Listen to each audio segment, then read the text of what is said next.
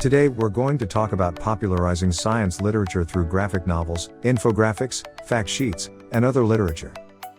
First, let's define science popularization. It is a way to bridge the gap between science and the general public.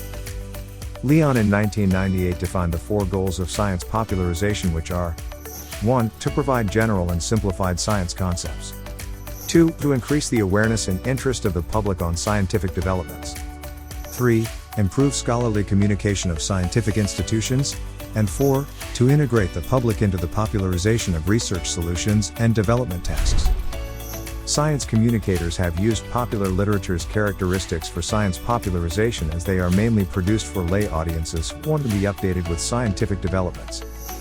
With this, popularized materials use general, scientific terms, techniques to capture the attention of readers, such as surprise, unpredictability, and originality, and makes use of visuals to present data.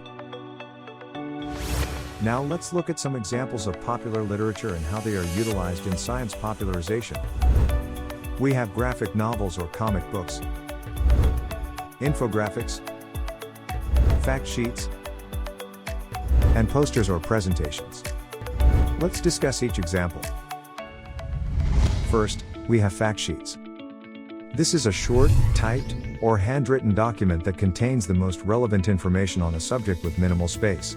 Its goal is to provide facts and key points about a topic in a clear, concise, and understandable way. These are commonly used for civic organizations, parent-teacher associations, students, school boards, labor unions, health organizations, business sectors, media, and the public. Then we have graphic novels and comics. This is a sequential art that combines literary and imagery to narrate a story.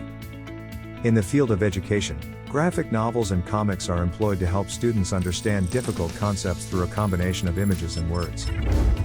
In science communication, these mediums are used to bridge the gap between experts and non-expert, to know science through visual design, storytelling, and the use of metaphors. Similar to graphic novels and comics is Science Toon. Developed by Pradeep Srivastava, it contains imagery with satirical dialogue and basic scientific information. It not only entertains the readers but also provides them with information on scientific topics and research in an understandable and thought-provoking way. Next, we have infographics. It is a combination of texts, images, charts, diagrams, and videos that explain data and complex issues understandably and insightfully.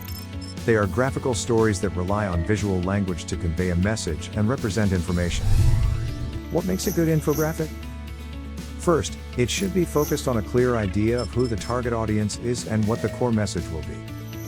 Second, it should be able to guide the readers in walking through different phases, offering them facts and visuals. And third, it should have a proper balance of charts and visual elements. Poster and presentations, on the other hand, are often used in summarizing information attractively and concisely to publicize scientific knowledge and generate discussion. It is a mixture of brief text, graphs, tables, pictures, and other presentation formats. Using scientific posters to communicate with the masses helps relay complex terms and extensive words in a digestible way. Images are used by mankind to communicate with one another even before written and spoken language was developed. Cave painting and hieroglyphics were some of the proofs that visuals were used to spread information in ancient times. Science-themed graphic novels have been a popular art form and instrumental in interpreting science to the public. Moreover, it nurtures scientific literacy as it enables non-specialist readers, who may not be originally seeking scientific information, to become engrossed with science-related topics. Traditional media like print and radio are widely utilized in marginalized and disenfranchised sectors that have limited access to the internet and television. As such, these mediums are capitalized to relay simplified information through an informative format. Science popularization intends to bring the subject to the general public, distribute scientific knowledge, and create a way for the masses to understand and disseminate the idea of science literature. To sum it all up, the use of popular literatures for science popularization is important in reaching out to the public, especially the marginalized sectors and those in far-flung communities. These kinds of literature can be utilized by government agencies, academic institutions, and organizations to communicate science in hopes of spreading awareness, influencing behavior, changing attitudes, and helping communities to develop. More can be learned and done in developing science communication materials, especially in the use of ICTs in creating and communicating popularized S&T literature. Keeping the target audience in mind in developing popularized S&T literature. Having the right mix of science and art through the appropriate use and balance of text and visual elements. And learning and exploring different designs and being updated with new trends.